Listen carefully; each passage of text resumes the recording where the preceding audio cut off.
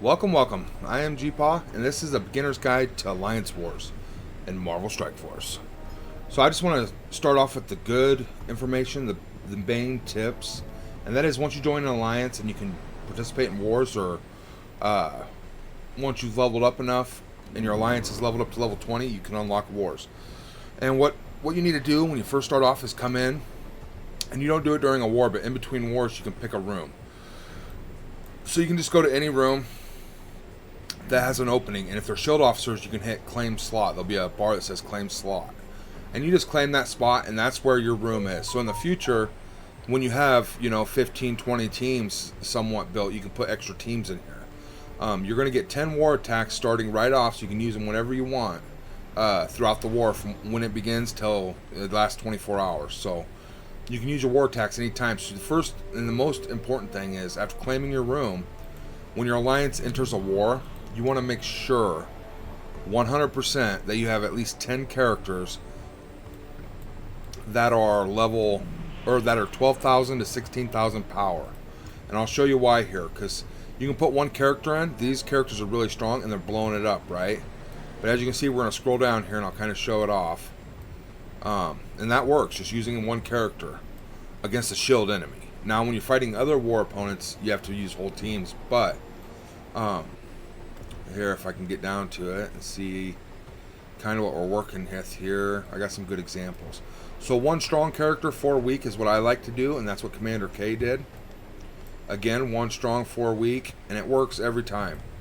Now, some possibilities is 4 characters around the 3 to 4K area, got it done.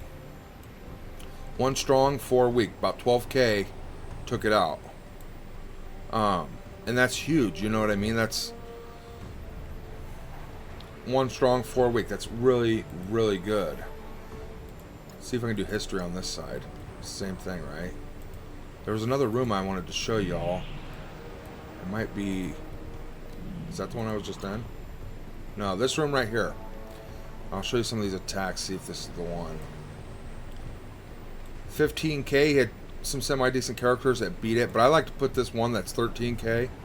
Boom. You know what I mean? It doesn't have to be crazy strong, but usually between 12 and 16K. There is one fight in here I'm going to show you because it's important. Right here. Don't do this. A 1500 power team can't beat a 14,000 power team. This one won, and I was really surprised about it, but it definitely won, and that's awesome.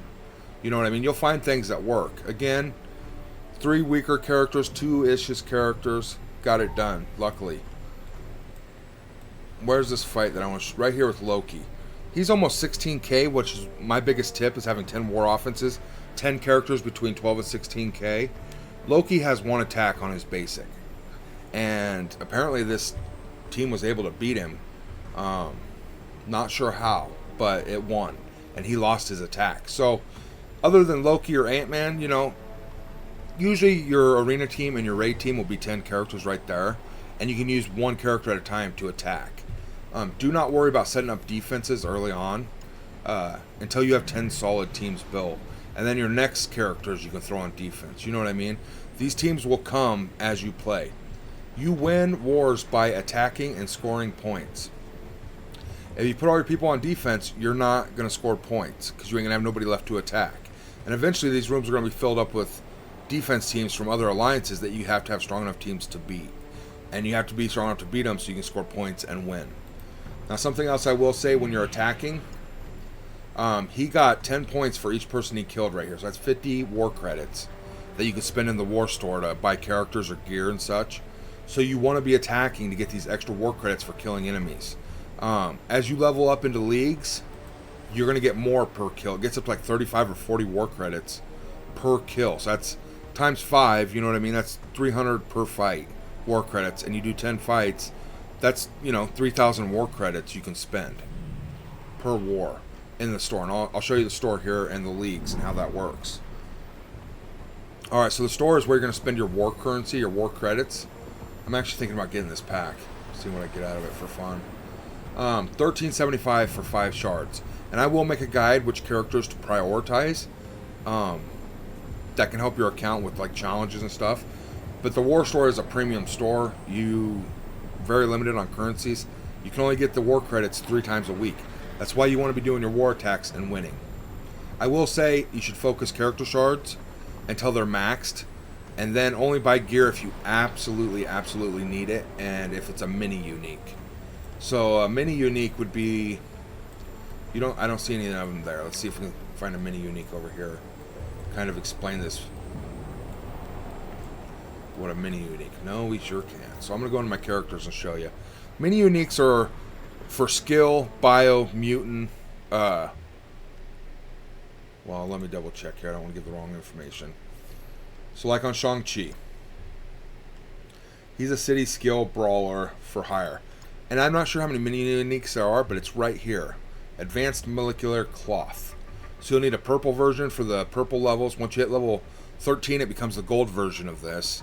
And then hitting 16, it becomes a teal version. And this is a mini unique. So if you were to see this in that war store and you needed them, I would say that's about the only thing I'd buy for gear from there. I'll show you another instance here. Right here. It's always in the same gear slot. He uses the same thing. So it's always on this left side is where your mini unique will be. He uses these. Advanced experimental formula. And almost all the web warriors and a lot of the bio characters use these. These are very your symbiotes. Your 5 symbiotes, Carnage and stuff. Spider-Man symbiote. They all use these. And it's a big bottleneck, okay? So just keep that in mind. That's the only thing you'd want to buy from the war store other than character shards. So I'm going to touch on leagues here a little bit and how you can earn T4s as a reward bi-weekly. And I want to also just re-emphasize those starter tips. You can obviously check your participation as well as your opponent. They have 1 member and he ain't even showing up no more, so he might have somehow got into a different alliance. I don't know how you can do that, but literally we are fighting a dead alliance. But you can see how you're doing and your members are doing, how your opponents are doing, how many teams your enemies have left. Like if a certain person's done 3 attacks, you know they have 7 more to come. And then you can click on them and see their power level. Well, let's say he's 5 million power and he's only done 3 attacks. You know he's got some strong teams left, and you can kind of play with it and give yourself advantages in war and such, and kind of figure out what's going to happen. As well as you can look at their defense teams that they have set up currently, and how much power they put into it, and then you can calculate how much power they have left for their offense team, and such. It really helps.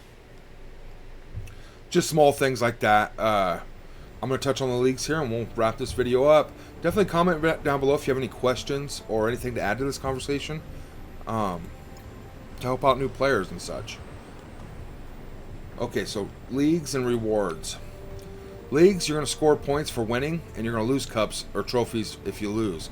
And you can fall back, but as long as you're winning more than you're losing, or even if you win half of them and you lose half of them, you still will climb the ranks slowly. You get more trophies for winning, and you lose less trophies if you lose.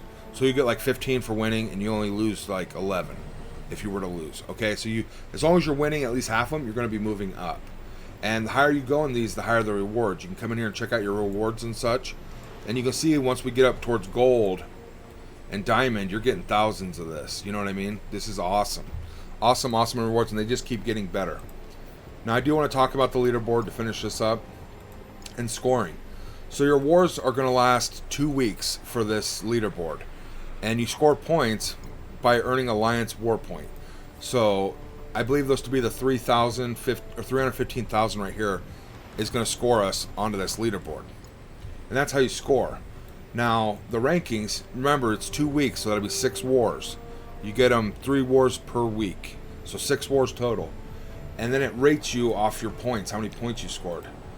Now, these T4s, this is one of the few ways to get these T4s, and believe me, you want these catalysts.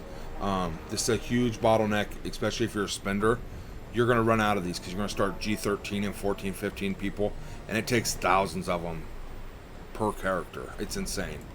But even at the last place, you're going to get 210 T4s.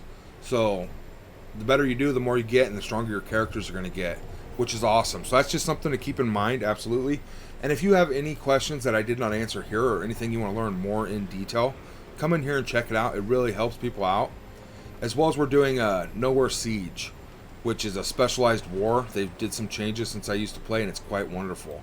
It now has an exhausted mechanic, so if you attack a node and you lose, the next time you attack it, it's going to be exhausted, and it's going to lose all of this. It reduces the character's damage, armor, focus, resistance, and damage reduction by 20%. So they're only at 80% power, even if they have full health.